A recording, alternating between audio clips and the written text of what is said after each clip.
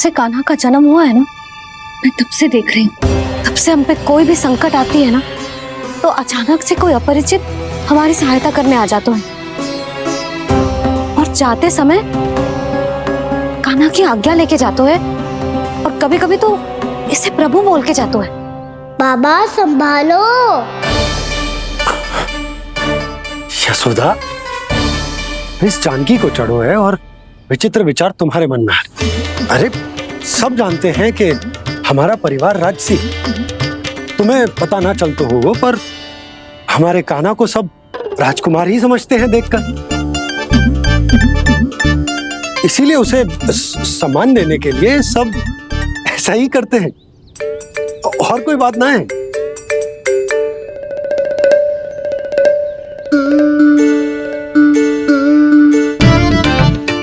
अब जे मेरे लल्ला को ऐसे क्यों घूर रहे हैं? बुरी दृष्टि लगाएंगे क्या? वैद्यराज जी, आपके सहायक तो गए, अब आप यहाँ क्यों? वो क्या है ना, मैं अपने रोगी का निरीक्षण करके पूरी तरह से संतुष्ट होकर ही जाता हूँ।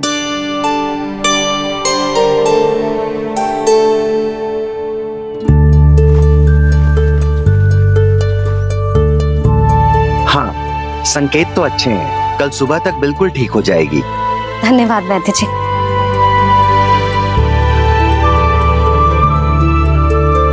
बस तो फिर हम कल पकड़न पकड़ाई खेलेंगे जानकी।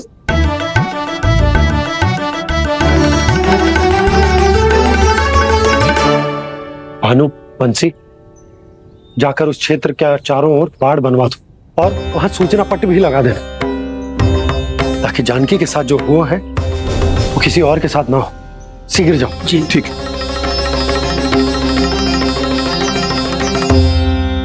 बाड़ और सूचना पट लगवाने से समस्या का समाधान नहीं होगा बाबा। निर्दोष पशु सूचना पट देखकर भी कुछ समझ नहीं पाएंगे।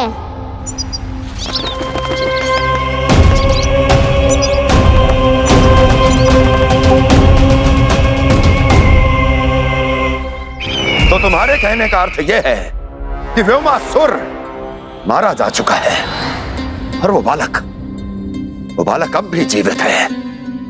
हाँ महाराज, मैंने गोप बालकों को कहते सुना था कि कृष्ण ने छलिया को मोक्ष दे दिया है, पर वृंदावन सुरक्षित नहीं है महाराज।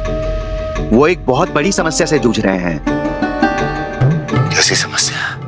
गांव के निकट क्षेत्र में किसी विषैले सर्प का निवास है। उसके विष का प्रभाव इतना भयानक है महाराज, जैसे विष ना हो, स्वयं हलाहल हो। मेरी कोई भी औषधि रोगी का उपचार नहीं कर पा रही थी। निकट के क्षेत्र में कहां है वो सर्प? गोप मानते हैं कि वो सर्प गांव के निकट यमुना नदी के जल में रहता है। मुझे तो लगता है महाराज, ये कालिया नाग की कथा कोई किंवदंती या लोक श्रुति नहीं, एक सच्चाई है, एक विषैली सच्चाई।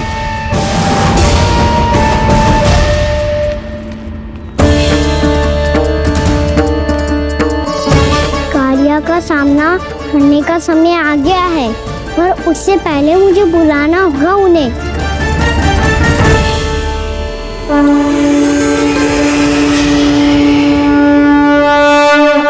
संसार के दारुण भय का नाश करने वाले, सभी कष्टों का हरण करने वाले, विश्व का समस्त ऐश्वर्य प्रदान करने वाले, कमल जैसे लोचन, मुख और चरणों वाले आजानुभुज श्री राम को मैं बार बार नमस्कार करता हूँ। आपदामपहर्तारं दातारं सर्व संपदाम लोकाभिरामं श्री रामं भूयो भूयो नमाम्यहम्। कागभूसुंडी कागभूसुंडी कागभूसुंडी। प्रभु क्षमा करें, मुझे जाना होगा।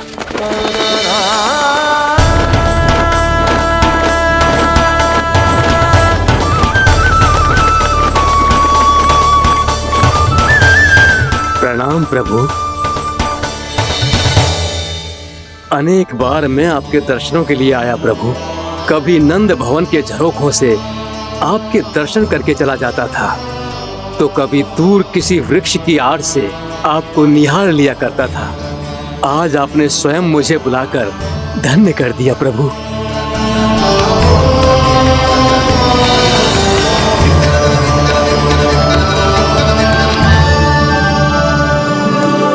मैंने आपको यहाँ एक विशेष कारण से बुलाया है। आपके श्राप से इस कालिया नाग को मुक्त करने का समय आ गया है। ये तो बहुत ही उत्तम समाचार है प्रभु। इतने वर्ष बीत गए, मुझे आज भी स्मरण है वो दिन जब मैंने उन्हें श्राप दिया था। अपने क्रोध पर नियंत्रण खोकर बहुत बड़ी भूल कर दी थी मैंने प्रभु। बीती हुई घटनाओं पर दुखी होके कोई लाभ नहीं है। हमें भविष्य की ओर देखना होगा।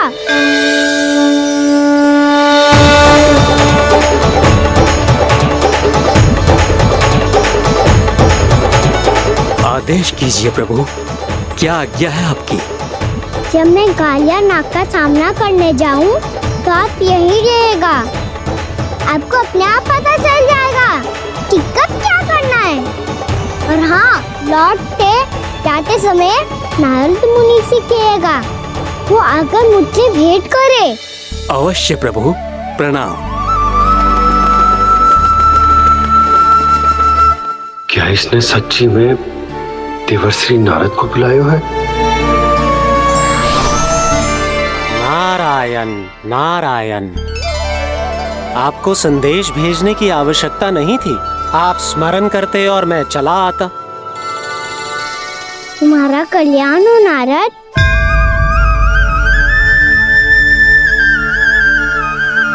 मैंने तुम्हें एक विशेष कार्य के लिए बुलाया है। आज्ञा दीजिए प्रभु। तुम्हें एक बार फिर कंस से भेंट करनी होगी।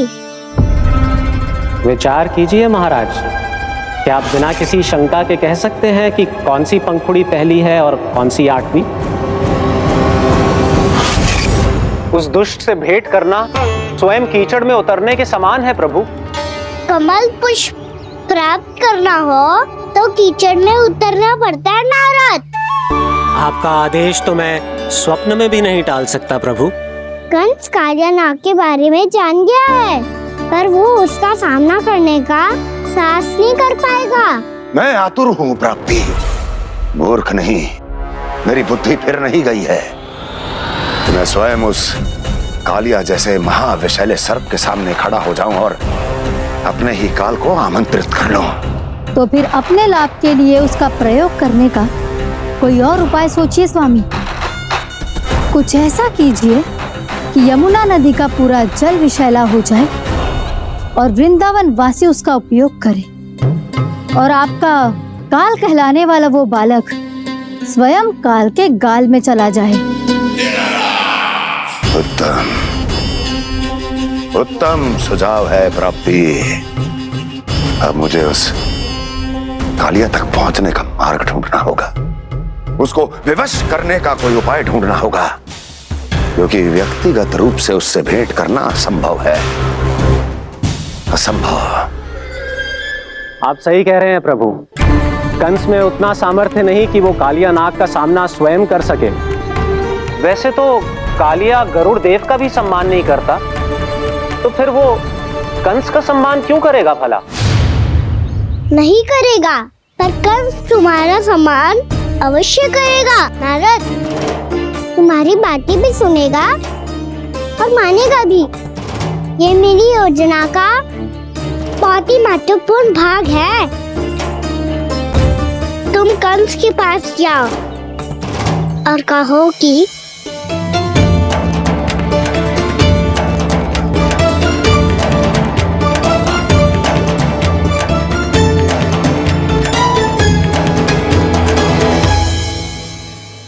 संतान अपने माता पिता को तीर्थ का सौभाग्य दिलाती, पर मेरा लल्ला कितना महान कि उसने हमारे घर को ही तीर्थ बना दिया।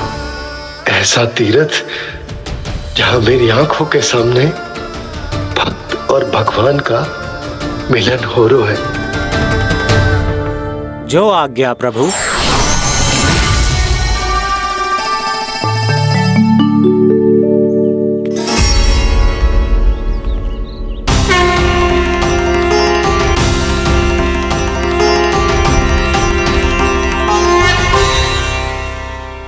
बाबा, कान्हा, ये सब क्या चल रहा है? पहले काक भुसुंडी जी और फिर जे नारद जी। क्या योजना बना रहे हो तुम? कान्हा, बता ना लल्ला, क्या सोच रहे तू? कान्हा देख, अगर तुझे अपने बाबा को ना बताना हो ना, तो अपने भक्त को बता दे। क्या सोच रहे हो लल्ला? क्या करने वाले हो आप?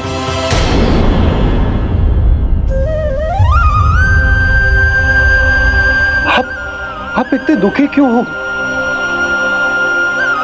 कान्हा, कान्हा, क्या होगा? क्योंकि मुझे आभास हो गया है बाबा, समय आने वाला है।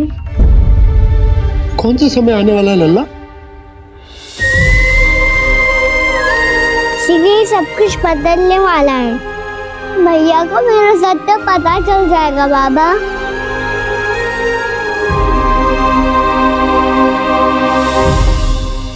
पर लल्ला, इसका काक भुसुंडी और कालिया नाग से क्या संबंध है? ऐसा क्या हुआ था और क्या होने वाला है?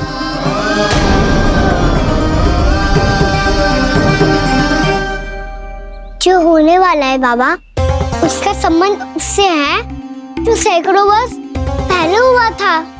महर्षि भृगु के एक वंशज थे वेद शिरोमुनि, जो विंध्याचल की पहाड़ियों में साधना कर रहे थे। तभी वहाँ अश्वशिरा नाम के एक दूसरे मुनि आमंत्रण के बिना ही आ गए।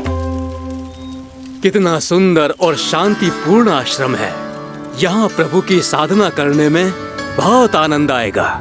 शीघ्र ही अश्वशिरा मुनि उपस्थिति के कारण होने वाले व्यवधान से बाध्य होकर वेद शिरोमुनि ने अपनी आंखें खोली।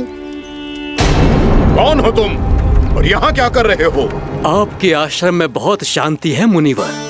साधना करने के लिए बहुत ही उत्तम स्थान है ये। मैं चाहता हूँ कि मैं भी यहाँ। आप यहाँ साधना करना चाहते हैं, लेकिन इतना भी नहीं जानते कि किसी के आश्रम में प्रवेश करने से पहले उसकी आज्ञा लेनी चाहिए। आप ये भी नहीं जानते कि यदि कोई यज्ञ कर रहा हो तो बिना अनुमति के वहाँ प्रवेश करने से उसकी यज्ञ साधना भंग हो सकती है। आप क्या साधना करेंगे मुनि? आप तो साधना के योग्य ही नहीं हैं। इतना अपमान! एक मुनि के मुख से इतने कड़वे शब्द शोभा नहीं देते। मैं तुम्हें श्राप देता हूँ, जितनी विषैली तुम्हारी जिह्वा है उतने ही विषैले सर्प बन जाओ तुम। और ऐसा सर्प जो सांस भी ले तो निकट का वातावरण दूषित हो जाए। तुम्हारे इस दुस्साहस के लिए मैं तुम्हें श्राप देता हूँ कि तुम अभी इसी क्षण कौवा बन जाओ, और ऐसा कौवा जो कांव कांव करके अनर्गल प्रलाप करता रहे।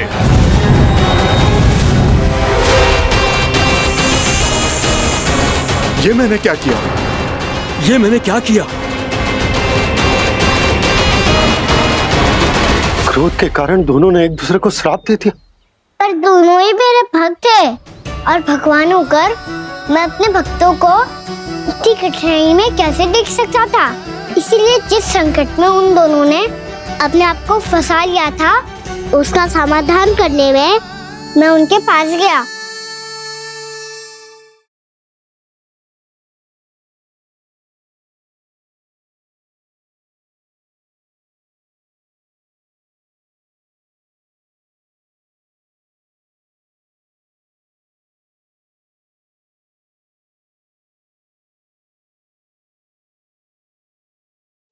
तंग करे मैया को खिजाए, खेले रूठे मनाए।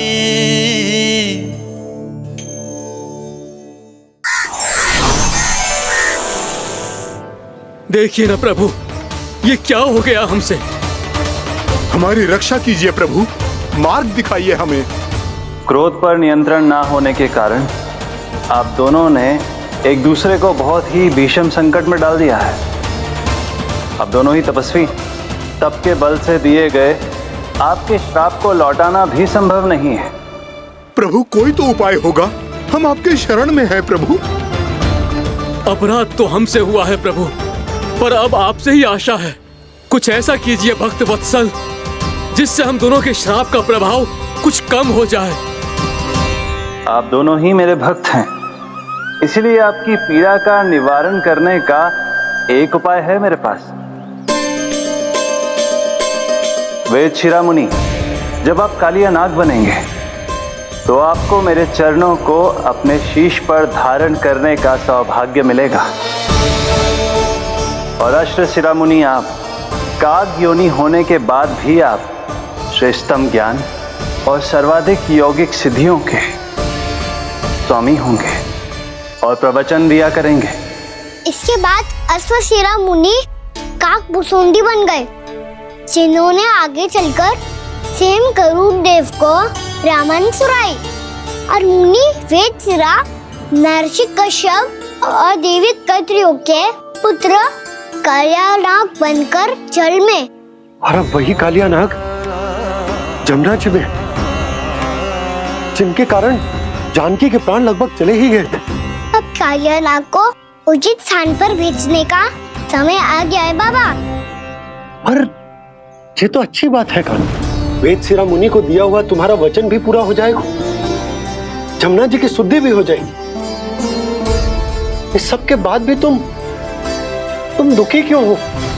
क्योंकि इसके बाद मैया के सामने मेरा रहस्य खुल जाएगा बाबा। उन्हें पता चल जाएगा कि उनका बालक कोई साधारण बालक ना है। भविष्य में जो होने वाला है उसे सबके सामने घटने से रोकना मेरे लिए भी संभव ना होगा। मैया को सब पता चल जाएगा। क्या पता चल जाएगा रे मुझे?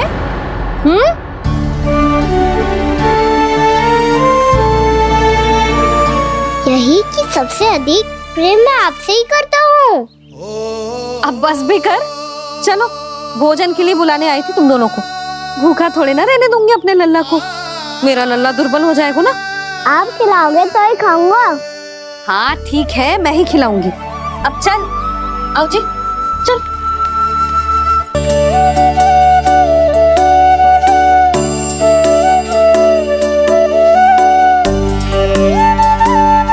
मैया खेलो ना मेरे साथ। मैया सुनो ना, मेरी बात ना मानोगी? अभी बहुत कार्य पड़े लल्ला, देख जानकी को औषधि भी देने जाना है ना। औषधि मैं दे दूंगा, फिर तो खेलोगी ना आप मेरे साथ। पिछले कुछ दिनों से अपनी मैया का अधिक से अधिक प्रेम पाने का प्रयास करो है कान्हा।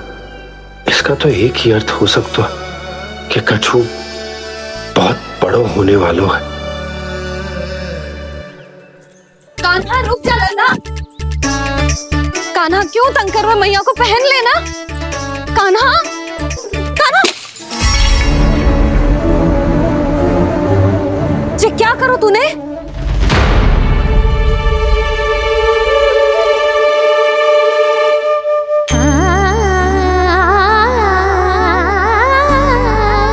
अच्छा ठीक है, अब मुंह लटकाने की आवश्यकता ना है। ये ले।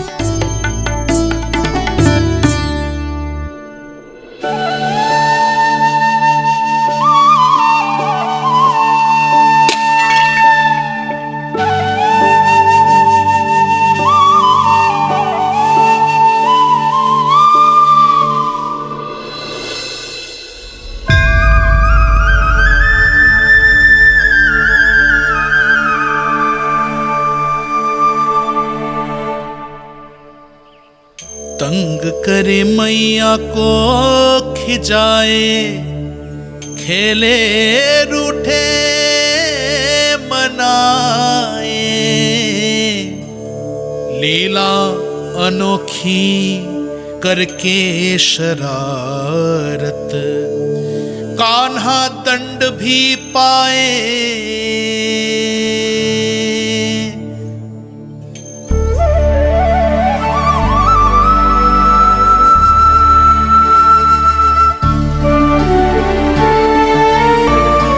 रूठना मनाना, खेलना खिलाना, पहले शरारत करके क्रोध दिलाना और फिर क्षमा मांग लेना, ये सब जानबूझकर कर रहे है कान्हा, जैसे जीवन भर के लिए अपनी मैया की ममता को अपने हृदय में समेट कर रखना चाहते हो।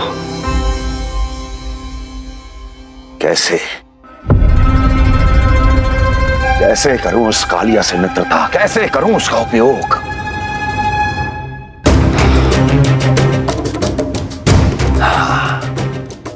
उस पर आक्रमण कर देता हूं और उसे किसी ना किसी तरह से यह विश्वास दिला देता हूं कि यह आक्रमण उस विष्णु अवतार ने किया है। फिर वो क्रोध में आकर सारे वृंदावन वासियों को अपने विष से समाप्त कर देगा। उचित है, ये उचित है। नारायण हरि, नारायण हरि।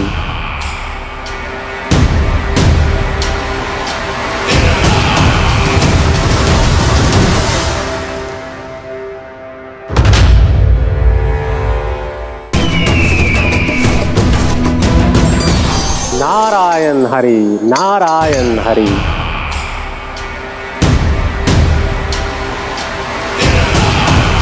प्रणाम देवर्षि। किस योजना में कितना लाभ है और कितनी हानि, यह आंकलन करते करते थक गए होंगे मथुरा नरेश। देवर्षि, आज मेरा ध्यान कैसे आ गया आपको? आप तो सदैव ही मेरे ध्यान में रहते हैं महाराज कंस। सत्य तो यह है कि मथुरा में जो भी हो रहा है मुझसे छिपा हुआ नहीं है। मैं जानता हूं कि आप किसी भी असुर को वृंदावन क्यों ना भेजें, और वो असुर कितना भी शक्तिशाली क्यों ना हो, कृष्ण का सामना नहीं कर पाता। या तो पराजय स्वीकार करके आपके पास लौट आता है, या तो फिर वीर गति को प्राप्त हो जाता है।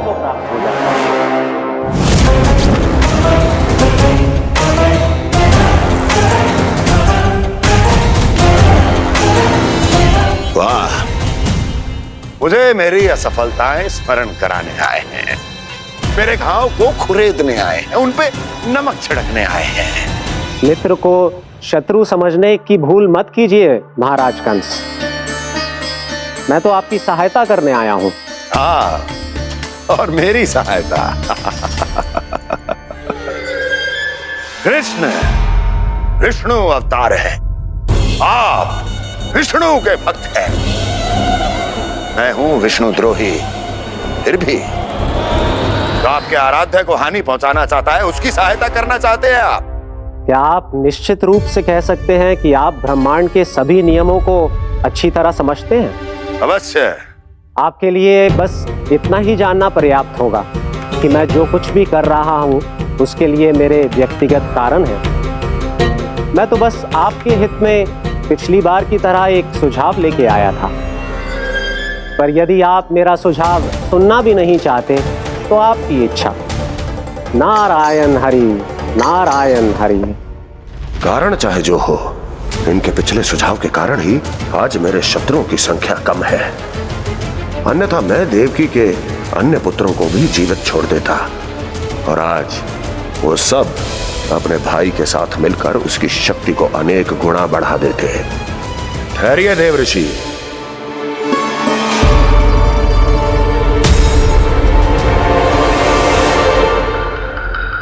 बताइए क्या सुझाव है आपके पास?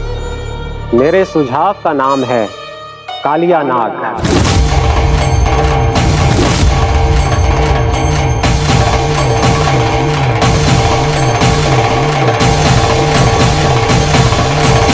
उसके विषय में मैं जानता हूं देवर्षि।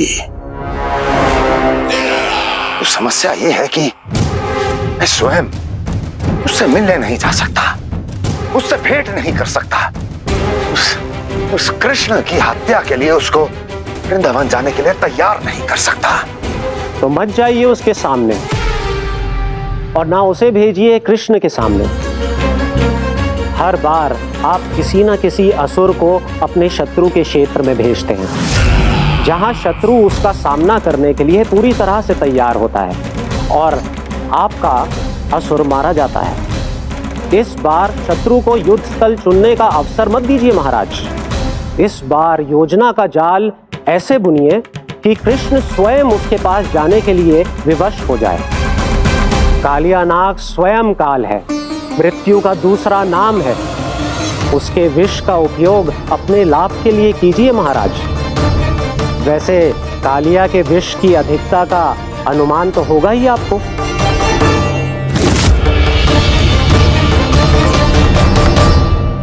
एक बार जो उसके क्षेत्र में पहुंच गया, फिर उसके विष से बचना असंभव है। उचित सुझाव है देवर्षि, उचित सुझाव है। देवर्षि, उस छलिया विष्णु की भक्ति करते करते आप भी उसके रंग ढंग सीख गए हैं। उचित है, उचित है।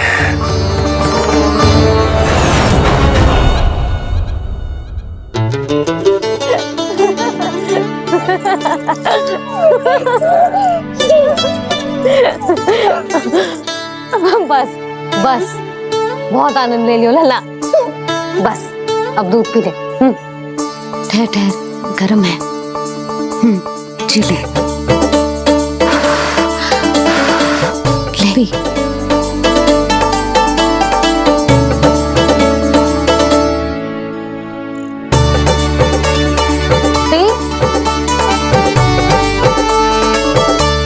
मैं ना होती तो ना जाने क्या होता तेरा। अपने आप दूध भी ना पी सकते है, भावना कहीं का। आपकी इस प्रेम के लिए तो मैं धरती पे आया हूँ मैया। मैं भी यही सोच रहा हूँ यशोदा कि तुम ना होती तो मेरा क्या होता। इसी बात पे थोड़ा दूध और कजू खाने को दे दो। अरे मैं तो भूल ही गई। तनिक ठहर जाओ जी, जे दूध पी लेना तो आपके लिए भी कछु ले आती हूँ।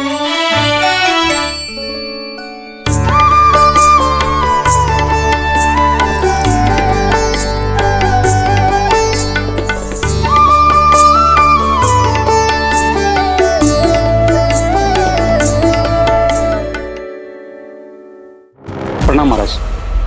आपकी आज्ञा के अनुसार बिल्कुल वैसा ही पत्र तैयार किया है जैसा आप चाहते थे।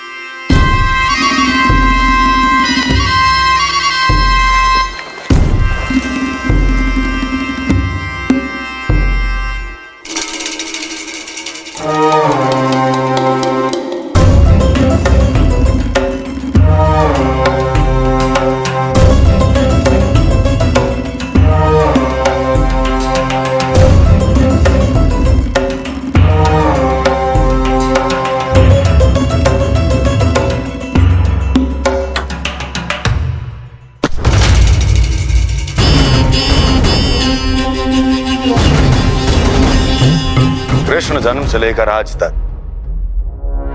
ये मेरी सबसे महत्वपूर्ण योजना है। इसका सफल होना निश्चित है दूत, किंतु केवल वही करना जैसा मैंने कहा है। जाओ।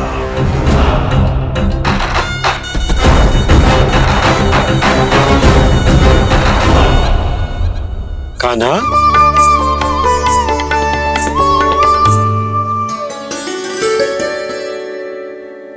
क्या होगा? बाबा मैं चाहता हूँ कि मैया की ममता क्रिस्टल फ्रेम की वर्षा मुझ पे सरते ऐसे होते रहे। वो तो होती रहेगी लल्ला। अपने लल्ला के लिए किसी मैया का प्रेम कभी कम हो सकता है भला? नंदराज, वो मथुरा से एक दूत आयो है महाराज कंस का राजपत्र लेके।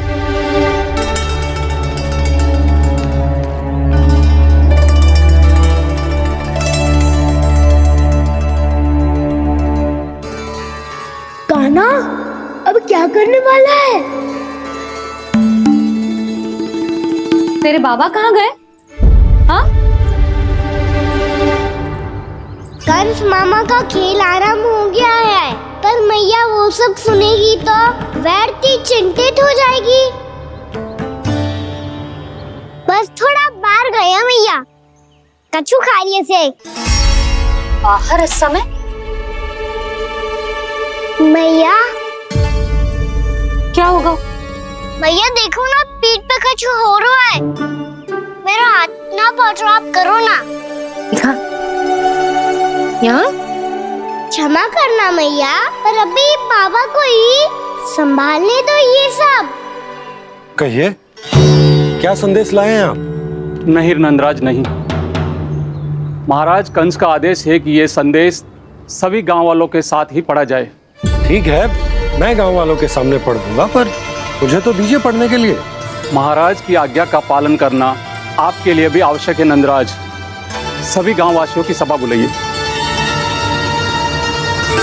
बंसी, सभी गांव वालों की सभा बुलाओ। राजपत्र में ऐसा क्या संदेश भेजो है कंस ने? अब मेरे पत्र को पढ़कर सब भौचक के रह जाएंगे। और वो कृष्ण, उस कृष्ण के पांव के नीचे से तो भूमि खिसक जाएगी, आकाश फट पड़ेगा, बिजलियां गिर जाएंगी। प्राप्ति, ओ प्राप्ति, कंस का पत्र। स्वयं को बहुत अधिक शक्तिशाली समझता है ना वो। अब देखता हूं कैसे वो इस महासंकट का सामना करता है। वो कृष्ण, वो अपनी मृत्यु स्वयं चुनेगा या मृत्यु की वेदी पर चढ़ा देगा। प्रिय वृंदावन वासियों को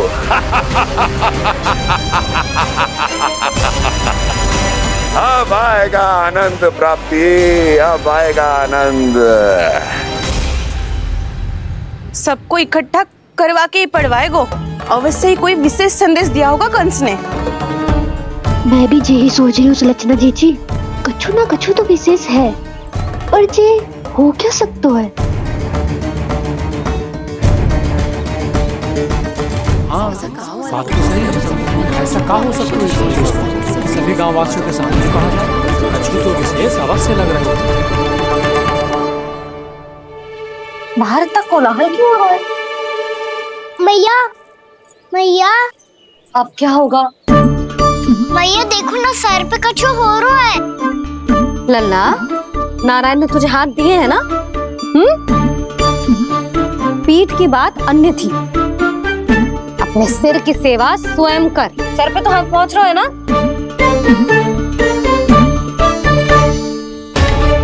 मैया सुनो ना, मैया देखो ना, तीव्र कर कछु हो रहा है। मैया देखो ना, तीव्र कछु हो रहा है।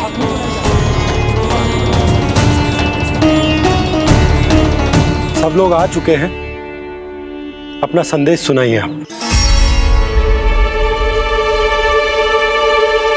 गोपराज नंद और सभी वृंदावन वासियों को सूचित किया जाता है कि मथुरा अधिपति और आप सभी के महाराज कंस ने कल सुबह भव्य पूजा का आयोजन किया है। इसके लिए राज्य को वृंदावन के क्षेत्र के निकट यमुना नदी के मध्य में खिलने वाले 1 कोटि कमल के पुष्पों की आवश्यकता है। इसीलिए आप सभी को यह आदेश दिया जाता है कि ये सभी कमल के पुष्प प्रथम पहर से पहले राजसभा में पहुंचा दिए जाए। इतने सारे वो भी प्रथम पहर से पहले कैसे हो सकते हैं? यदि आप ऐसा करने में असफल रहे तो इसे राज आज्ञा का उल्लंघन माना जाएगा और राजद्रोह के आरोप में आप सभी को कड़े से कड़ा दंड दिया जाएगा। स्मरण रहे, यदि कल की पूजा में इन 1 कोटि कमल के पुष्पों का ना पहुंचने के कारण कोई व्यवधान आया तो समस्त वृंदावन वासियों को दोषी माना जाएगा और पूरे गांव को निवासियों सहित धूल में मिला दिया जाएगा। कल प्रथम पहर तक का ही समय है आप सबके पास।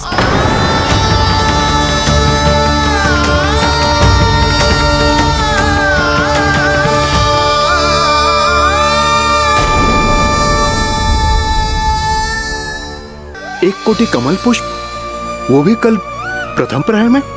ऐसे कैसे संभव है? और कोई साधारण पुष्प ना, यमुना नदी के मध्य खिलने वाले विशेष कमल के फूल चाहिए उन्हें, लेकिन यमुना नदी में तो कालिया नाग ने विष घोल के रखा है, तो फिर कैसे हो पाएगा? यह संभव है। हमारी मृत्यु का संदेश भेजा राजा कंस ने। सदैव की भांति इस समस्या पर भी गांव के बड़े ही विचार करेंगे। बालकों का यहाँ होना उचित ना है।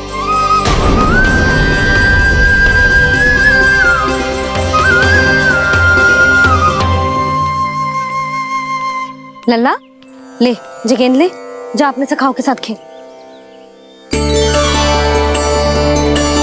सुबह उज्जवल, मधुमंगल वसंता, देखो मैया ने क्या दिया है।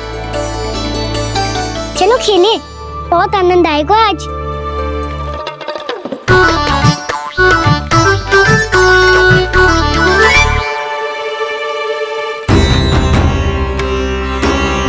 भानु, बंसी, जाओ और शीघ्र ही वो घेरे का कार्य समाप्त करो।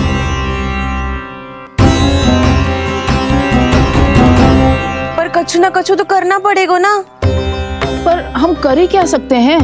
पुष्प लाने को और कोई उपाय है भी तो ना। मैं चला जाऊंगा जमुना जी में। वैसे भी मेरे जीवन के कितने दिन शेष बचे हैं। गांव के लिए, समाज के लिए कुछ करके मरूं, तभी तो शांति मिलेगी। ना काका, यदि आप उस विषैले जल में छलांग लगा भी दोगे, किंतु 1 कोटि कमल पुष्प एकत्रित कर पाना आपके लिए संभव ना है। इससे अच्छा है कि मैं चला जाऊं। यदि मैं मर भी गया तो मेरे पीछे रोने वाला कोई ना है। किसी को कहीं जाने की आवश्यकता ना है। गोप नरेश होने के नाते ये मेरा कर्तव्य है कि मैं आप सबकी रक्षा करूं। नंदराज, आपको जाना है तो जाओ। हरिया, काका, भैया सब चले जाओ। लेकिन आपको पता है वहाँ का जल कितना विषैला है। आप लोग एक क्षण भी जीवित नहीं रह पाओगे। फिर कैसे इकट्ठा करेंगे 1 कोटि कमल पुष्प? आप बात तो सही कह रही हैं शांति। उस दुष्ट कंस ने ऐसी मांग रख के हम सबको फंसा दिया। हम में से कोई भी क्यों ना चला जाए और इस संकट का समाधान ना निकले को। कान्हा, बताना कौन सा खेल खेलें? गेंद पकड़ खेलते हैं। पर एक बात सुन लो सब, कोई भी तीव्र गति से ना फेंकेगा गेंद को। भैया ने फ्रेम बनाई है मेरे लिए। सब तैयार हो? हाँ।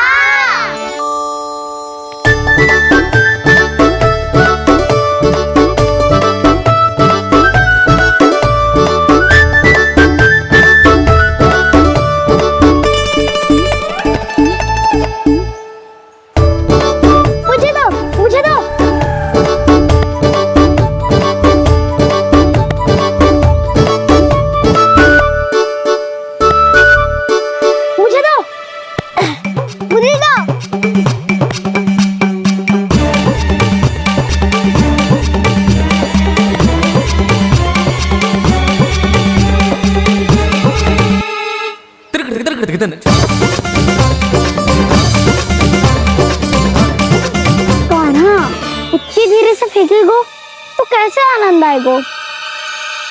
थोड़ा बल लगा के फेंक। हाँ कान्हा, हम अभी बड़े हो गए हैं, तू अब भी छोटे बालकों की तरह फेंक रहा है।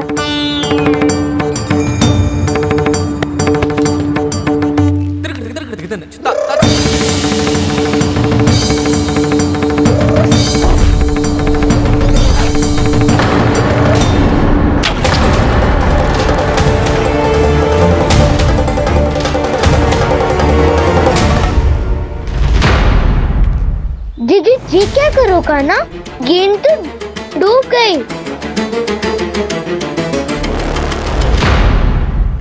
अच्छा, तो ये सब इसकी योजना का भाग था ताकि ये कालिया का सामना कर पाए। तुम सबने तो कही थी तीव्र गति से फेंको। देखो फिकवा दी ना मेरी गेंद। मुझसे नदी में। अब मुझे जाके लानी पड़ेगी। रुक जा कान्हा, रुक जा कान्हा। जी क्या बोल रहे थे कान्हा? इसमें तो बहुत संकट है। कोई भी संकट मेरी मैया का उपहार खोने से बड़ा ना है। बहुत प्रेम से बना के उन्होंने दी थी। हे नारायण, कोई उपाय समझ में ना आ रहा है। भैया, हम कैसे करेंगे हम अपने गांव की रक्षा? कीड़े पड़ेंगे उस दुष्ट को। यदि उसके कारण किसी के प्राण चले गए तो कौन सा फल मिलेगा उसे इस पूजा का? तुम सही कह रही हो यशोदा। हमारे पास कोई और दूसरा विकल्प भी तो ना है। यदि हमने मथुरा की राज आज्ञा का पालन ना किया तो इसका दुष्परिणाम पूरे गांव को भुगतना पड़ेगा।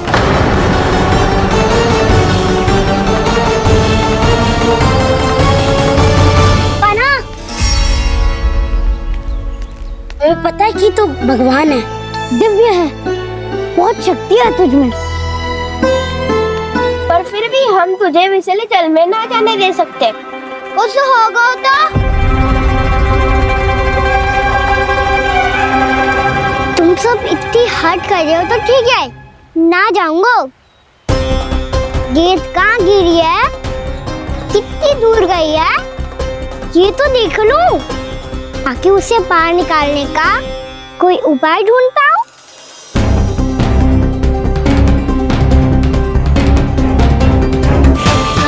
हाँ।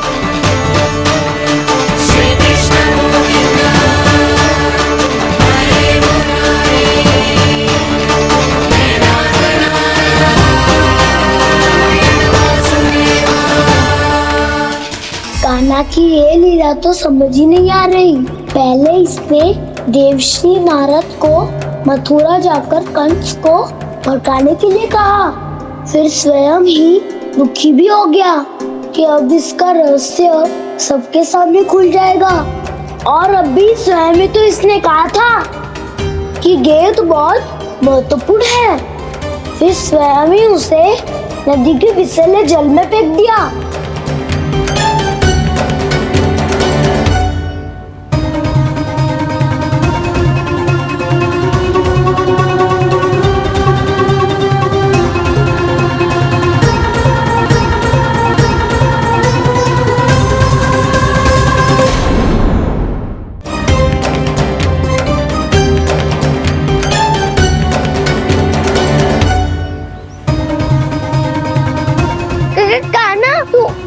ऊपर क्यों चढ़ रहा है? अरे ऊंचाई से देखूंगा तभी तो गेंद दिखेगी।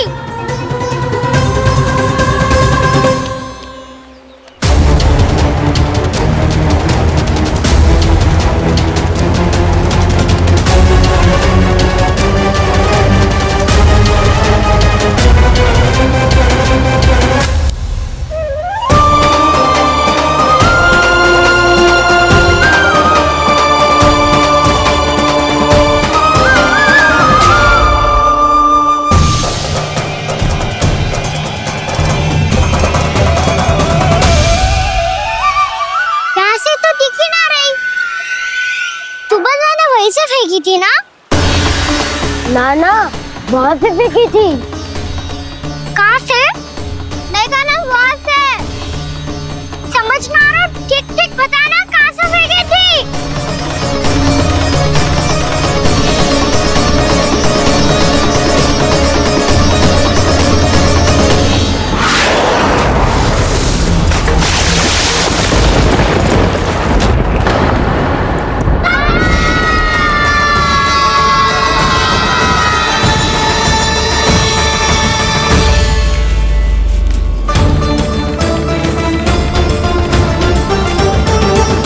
कालिया नाग के क्षेत्र में जाकर कोई भी जीवित वापस ना लौट सको।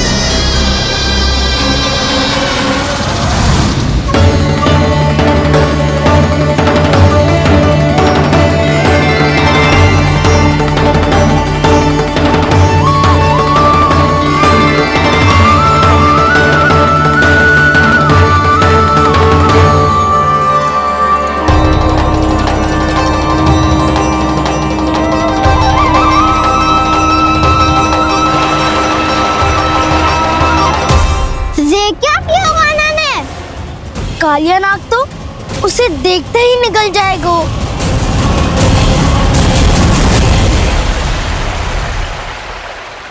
तो आरंभ से अब तक सब कुछ उसकी लीला का ही भाग था।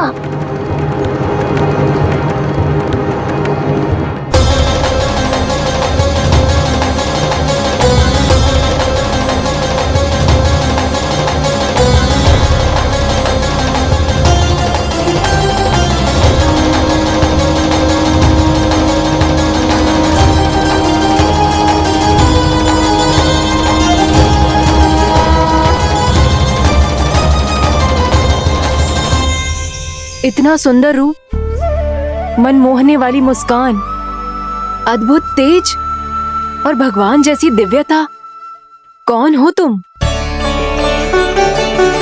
हाँ, तुम्हें देखकर तो हम सब सम्मोहित ही हो गए।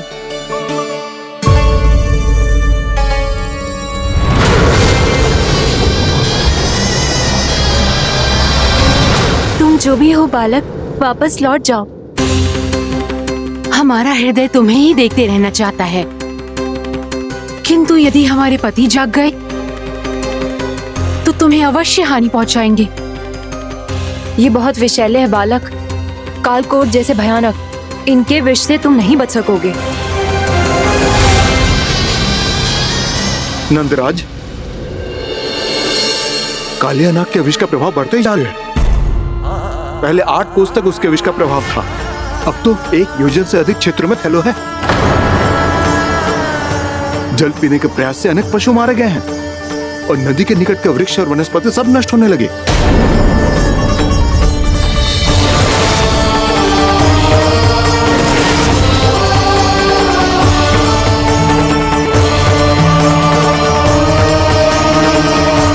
इनके विष की तीव्रता इतनी अधिक है बालक कि इनके संपर्क में आने वाले को तड़पने का भी अवसर नहीं मिलता। इनके विष की अग्नि क्षण भर से भी कम समय में प्राणवायु को जलाकर राख कर देती है।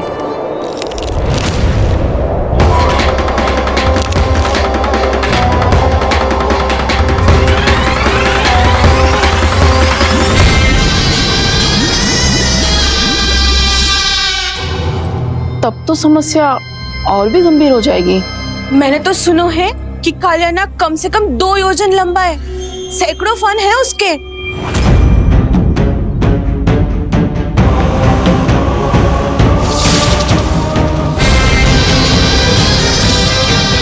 इसका अर्थ तो ये है कि हम दोनों ओर से फंस गए। एक और कंस को 1 कोटि कमल पुष्प देने जो कि कालिया नाग के क्षेत्र में पड़ते हैं, और दूसरी ओर उस कालिया नाग का विष यमुना जी के क्षेत्र में बढ़ता ही जा रहा। इसके कारण हम ही नहीं, निर्दोष पशु पक्षी भी संकट में। इन दोनों समस्याओं का एक ही समाधान है, उस कालिया नाग का सामना करना। और ये ना समझ आ रहा कि हम जिद करेंगे कैसे, क्योंकि ये बात साधारण मनुष्य के बस की ना है। हमारे लिए ये असंभव है।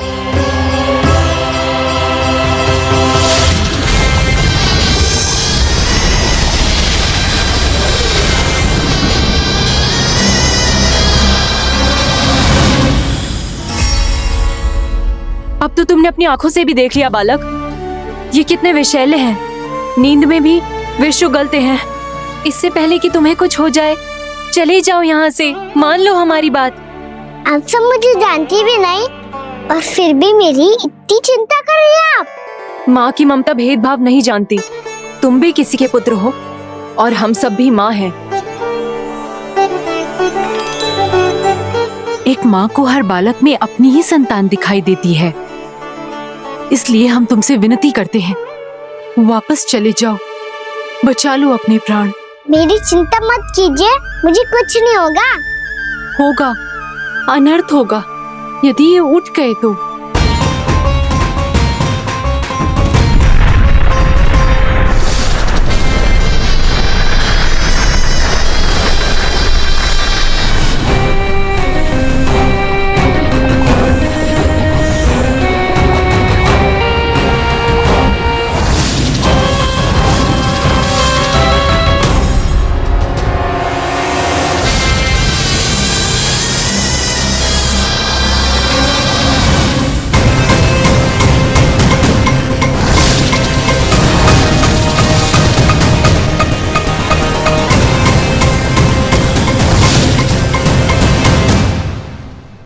सामने होते हुए भी अपने इश्क को केवल वही देख सकता है जो अपना अभिमान त्याग चुका हो।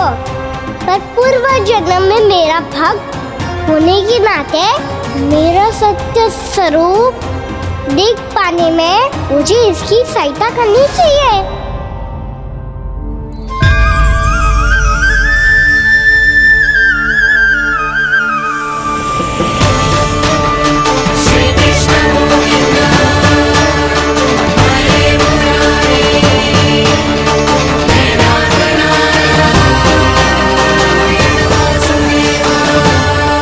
देखो हमारा छोटा सा कान्हा कैसे डट के खड़ा हुआ है, इतने विशालकाय, इतने महाभयंकर सबके सामने।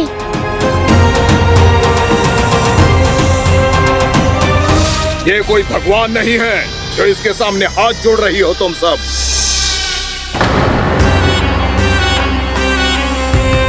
एक सामान्य साधारण बालक है ये, जो ये तक नहीं जानता कि इसके सामने है इसका काल, कालिया। तू कौन है बालक? मेरे इतने निकट आकर भी तू जीवित कैसे है? मेरी नहीं, अपनी चिंता करो कालिया। बहुत मनमानी कर ली तुमने। अब बस मैं तुम्हें रोकना हूँ। अब बस मैं तुम्हें रोकना हूँ। मैं तुम्हें रोकना हूँ। बित्ते भर का है तू, मेरे विष के बारे में जानता ही क्या है?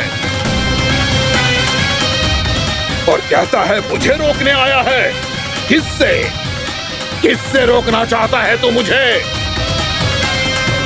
मुझे क्रोध दिलाने की भूल मत कर बालक। अपनी फुंकार से ही तेरी इस मुस्कुराहट को अंतिम मुस्कुराहट बना सकता हूं मैं। शीघ्र बता, कौन है तू और किसने भेजा है तुझे? तुम्हें आवाज भी है कि अपनी पुकारों से तुम कितना विष भूल चुके हो। पवित्र यमुना नदी को कितना दूषित कर दिया तुमने। और यही नहीं, तुम्हारे कारण निकट के जीव जंतुओं, वृक्ष, वनस्पतियों सबको हानि पहुंच रही है। तो क्या? मुझे उससे क्या? मुझे है आपत्ति है मुझे तुम्हारे इस व्यवहार से, और इसीलिए तुम्हें यहाँ से जाना होगा। यहाँ से जाना होगा।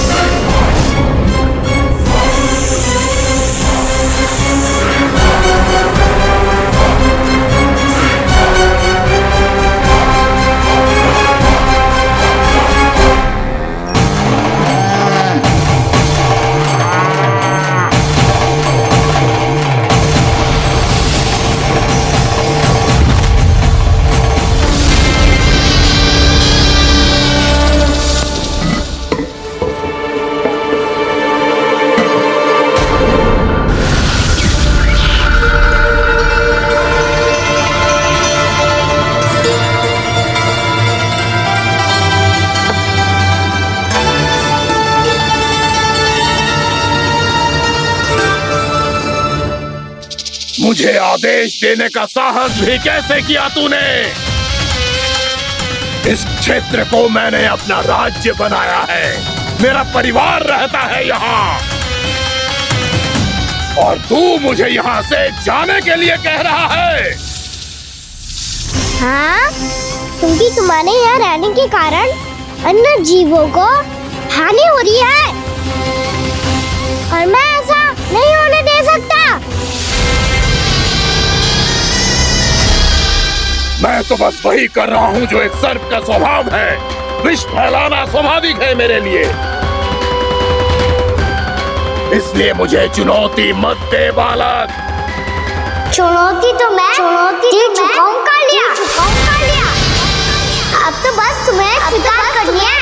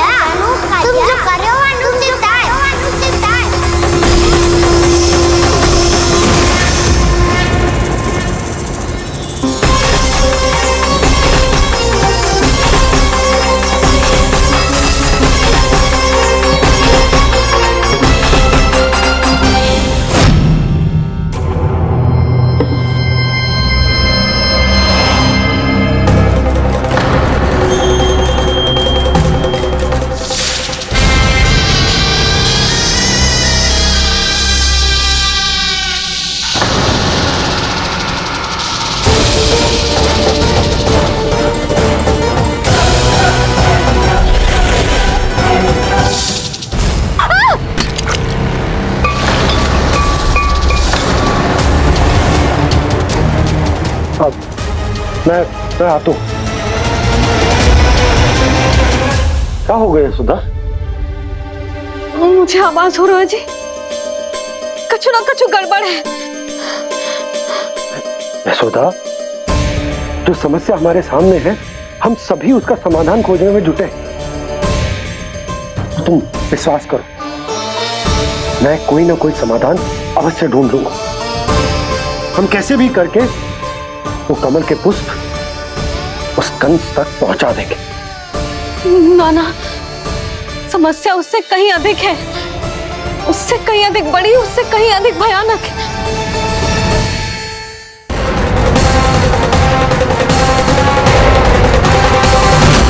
विस्की ये बूंद से ही सबके प्राण चले जाते हैं। इसने तो विस्की धारियां फेंकी है खाना पे। कान्हा कैसे बच्चे को अधिक विष से? इसका विष तो क्या, ये सर स्वयं भी छू तक नहीं पाएगा हमारे कान्हा को।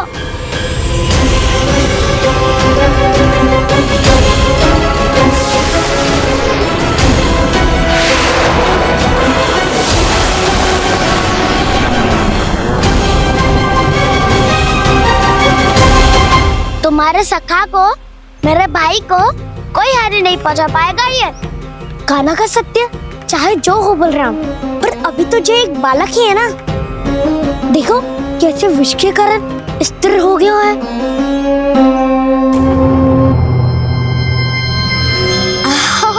हाउ सर्फ ने कितनी आसानी से अपनी पूंछ से बांध लिया है। मुझे यहाँ से भगाना चाहता था ना तू? अब मैं तुझे दिखाऊंगा अपना सामर्थ्य। ये मूर्ख किसे बांधना चाहता है अपनी पूंछ में? उन्हें जिनका विस्तार सारे ब्रह्मांड में है, या उन्हें जो स्वयं अनंत है? पर देवराज, प्रभु ऐसा करने ही क्यों दे रहे हैं कालिया को? आप सब भूल रहे हैं देवगण, कालिया पूर्व जन्म में प्रभु का बहुत बड़ा भक्त था। उसी भक्ति का फल मिल रहा है अब इसे। वैसे भी भक्तों के मन का भाव सबल हो तो भगवान तो सहज ही बंध जाते हैं।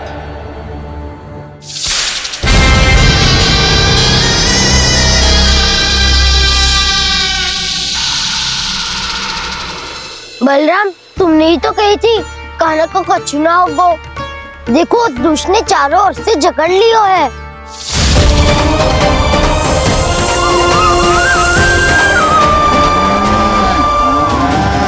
ये क्या कह रही हो तुम? जसोदा जी, क्या हुआ? घबरा क्यों रही हो आप?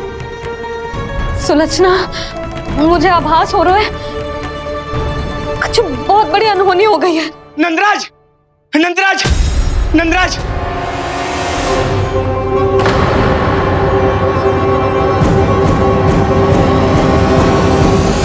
नंदराज, कान्हा ने जमुना नदी में छलांग लगा दी है। कान्हा ने जमुना नदी में छलांग लगा दी है। कान्हा ने जमुना नदी में छलांग लगा दी है। कान्हा जमुना में कूद गया है। मुझे लगा था आज कछु गड़बड़ होने वाली है। मुझे आज कान्हा को ना जाने देना चाहिए था।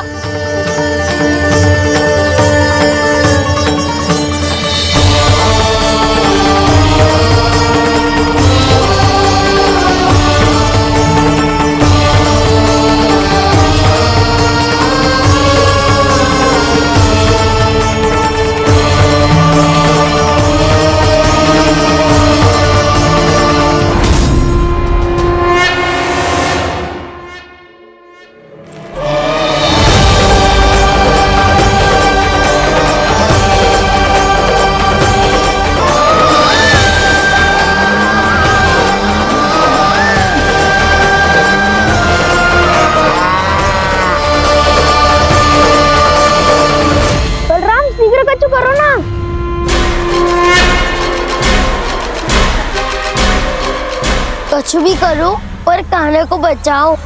नाग बहुत भयंकर है, कान्हा अकेले ना संभाल पाएगा इसे।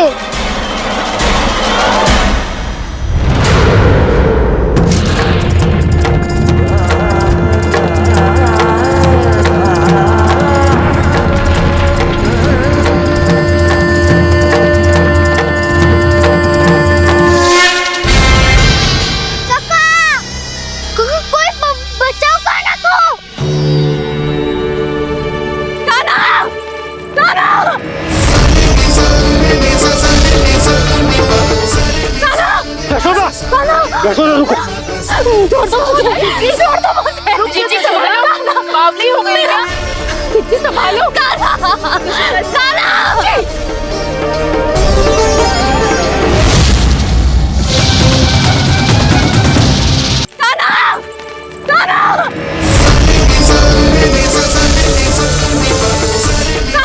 यशोदा, यशोदा रुको। छोड़ दो मुझे, प्लीज छोड़ दो मुझे। जीजी संभालो, बावली हो गई क्या? जीजी संभालो। देखो अब कैसे तुम्हारे अस्थियों को तोड़कर छोटे छोटे टुकड़ों में बदल दूंगा मैं।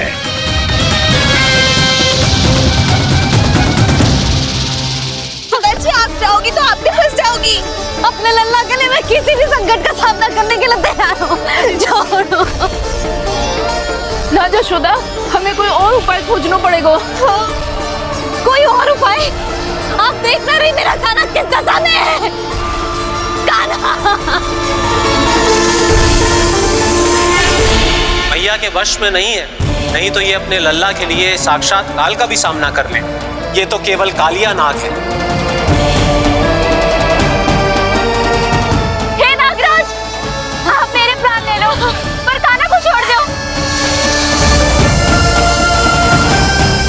ना नागराज, आप मेरे प्राण ले लो, मैं विरोध भी ना करूंगी। ना नागराज, आप मुझे मार दो पर मेरे कान्हा को छोड़ दो। ना ना ना ना नागराज, मेरे प्राण ले लो। हमारे कान्हा से क्या शत्रुता है आपकी? प्रभु के लिए जो प्रेम यशोदा मैया के हृदय में है, वही इन सभी गोपियों के हृदय में भी है।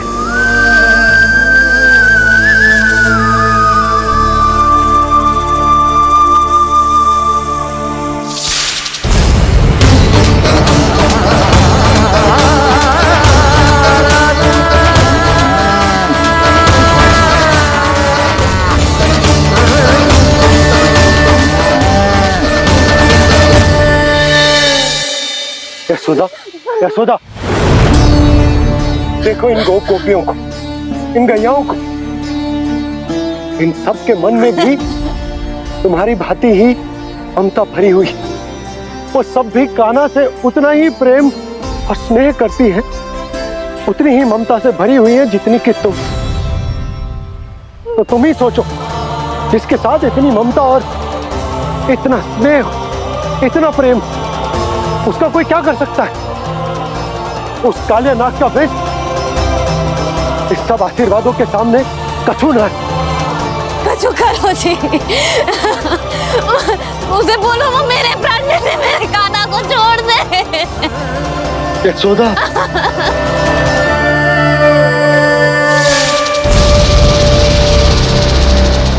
केवल इन्हीं में नहीं देवराज, नाग पत्नियों के हृदय में भी ममता का वही प्रेम उमड़ रहा है। देखिए। मैं आपके हाथ जोड़ती हूँ स्वामी, इस बालक को छोड़ दीजिए। ये अवश्य ही कोई दिव्य आत्मा है स्वामी। हम आपसे विनती करते हैं स्वामी, इस नन्हे बालक को हानि मत पहुंचाइए स्वामी। मेरी पत्नियां मेरे ही शत्रु के लिए विनती कर रही हैं। अब यदि इसके पक्ष में एक शब्द भी कहा तुम सबने, तो मैं इस बालक से पहले तुम सबके प्राण ले लूंगा। हो रहा प्रसन्न नाग कालिया, विजय को निश्चित जान। रोते बिलखते व्याकुल सब, संकट में देख कान्हा के प्राण।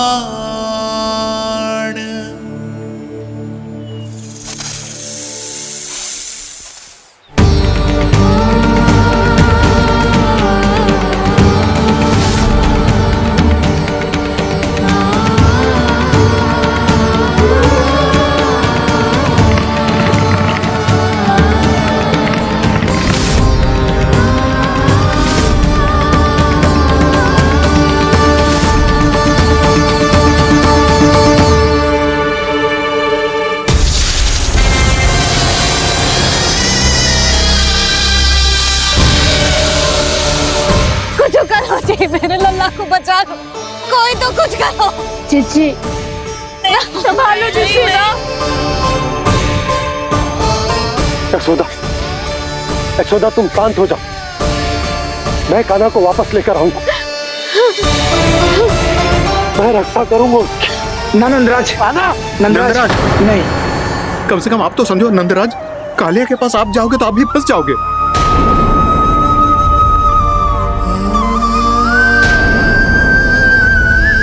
बलराम, तेरा भाई इतनी भीषण संकट में है और तुझे जरा भी दुख ना हो रहा? क्या आप सब अब तक नहीं समझ पाए कि कान्हा सच में कौन है? छोटे बाबा, आप तो उसका सत्य जानते हैं ना?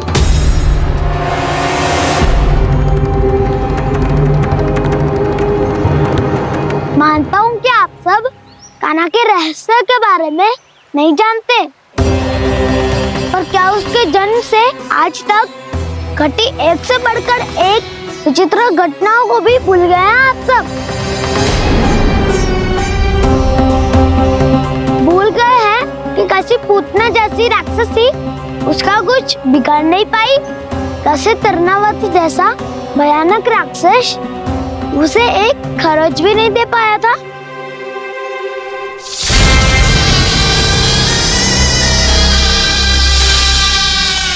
आप सबने अपनी आंखों से देखा था ना, बकासुर से कान्हा की रक्षा करने देवता स्वयं आए थे, पर सत्य तो ये है कि वो सभी देवता भी उस असुर के सामने असमर्थ हो गए थे। तब कान्हा ने बहुत ही आसानी से उस भयंकर असुर का वध किया था, एक ही बार में धराशायी कर दिया था उसे। तो आप सभी सोचिए, बार बार ऐसे असाधारण कार्य करने वाला बालक साधारण कैसे हो सकता है?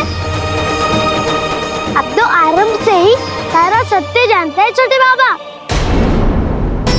रहस्य छुपाने में सदैव कान्हा की सहायता करते आए हैं आप, और आज आप स्वयं ही उसके सत्य को भूल रहे हैं।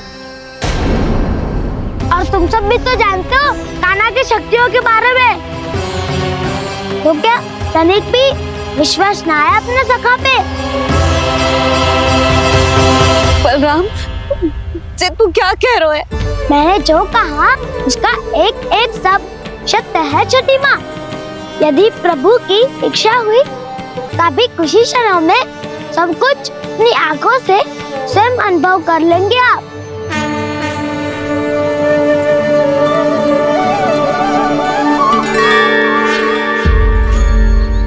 शांताकारं भुजगशयनं पद्मनाभं सुरेशं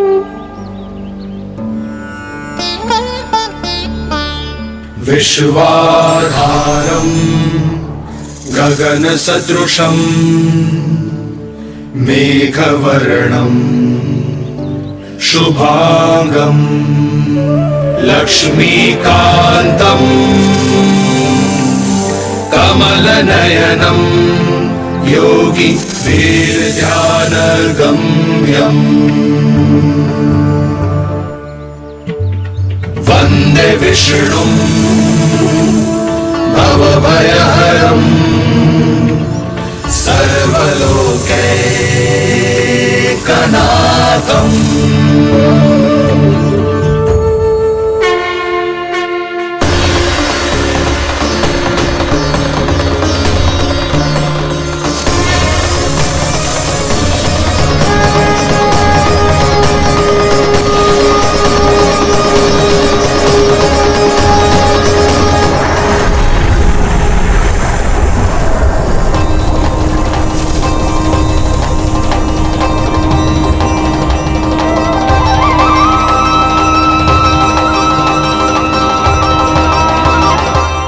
तुझे क्या लगता है बालक कि तू मेरी जकड़ से निकल गया तो अब बच जाएगा तू?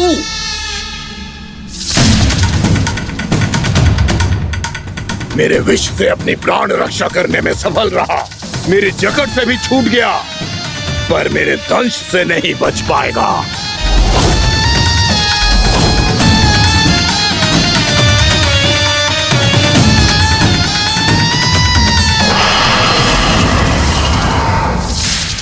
अब भय से भाग रहा है, पर मैं तुझे मृत्यु देकर रहूंगा।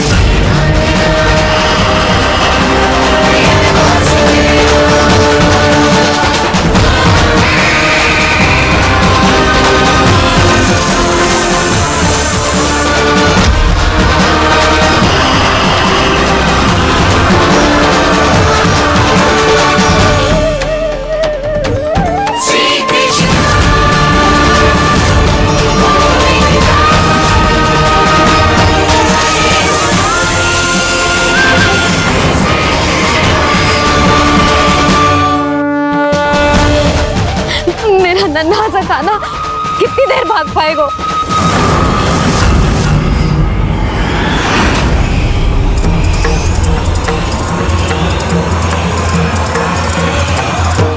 और कितनी प्रतीक्षा करोगे मेरी भक्त कालिया? भक्त नहीं, काल हूँ मैं तेरा। जब अहंकार का मुकुट बुद्धि को ढक लेता है तो भक्त अपने भगवान को भी नहीं पहचान पाता। व्यर्थ की पहेली में मत उलझा बालक। ना मैं भक्त हूँ और ना तू भगवान।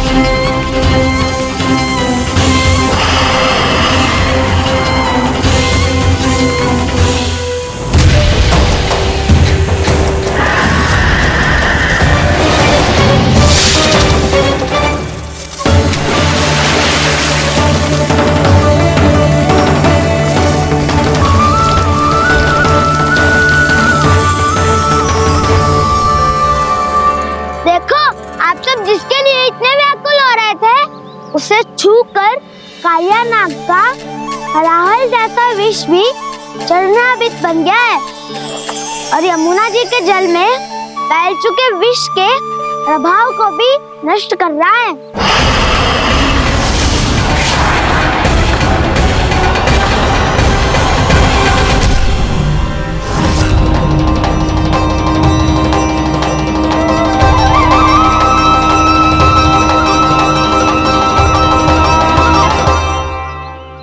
धर्म रक्षक अधर्म विनाशक प्रभु श्री कृष्ण का कौशल सचमुच अद्वितीय है। नारायण नारायण।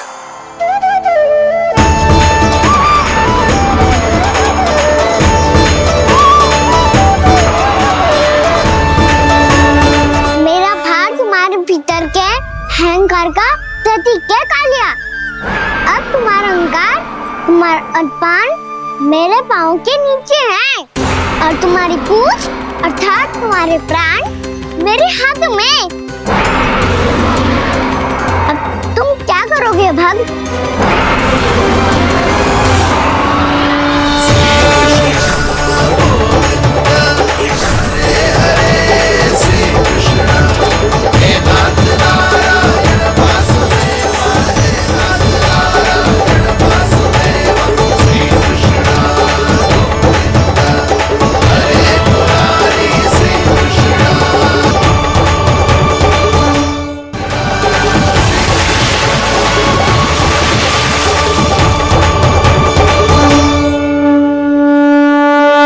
प्रभु, भले ये आपको पहचानने में असमर्थ हो, पर हम सब ने आपको पहचान लिया है।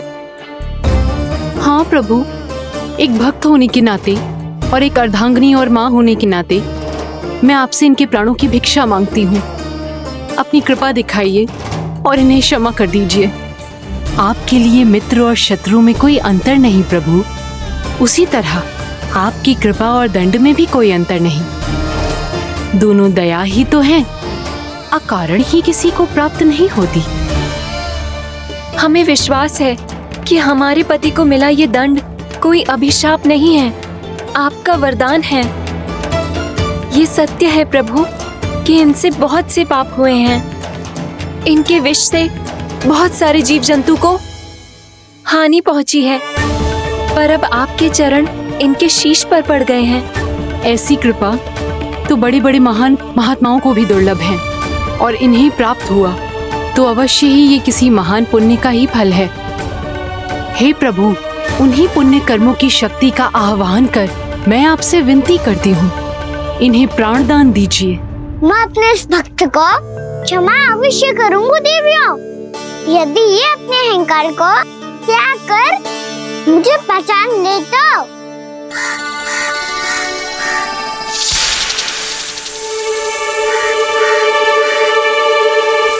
मैं तुम्हें श्राप देता हूँ, जितनी विषैली तुम्हारी जिह्वा है उतने ही विषैले सर्प बन जाओ तुम।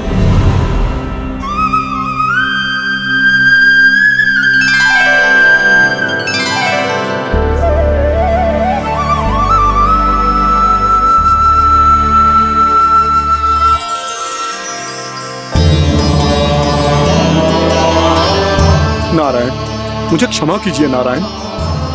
मैं तो आपका परम भक्त था, किंतु मैं आपको पहचान नहीं सका।